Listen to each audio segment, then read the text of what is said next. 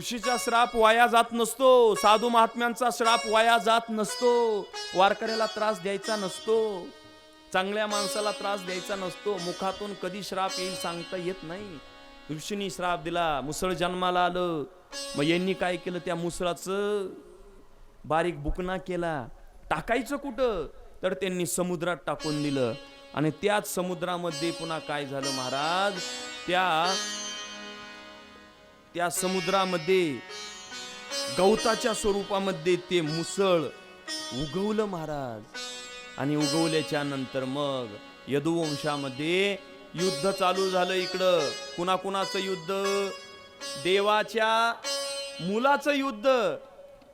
कारण देवाचा मुलगा हा अकृत्य करू लागला. तो सांब होता, मद्यप्राशन करू लागला.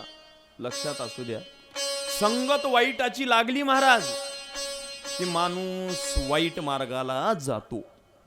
म्हणून संगत करत असताना संगत कोणाची करावी, संगत चांगल्याची करायची.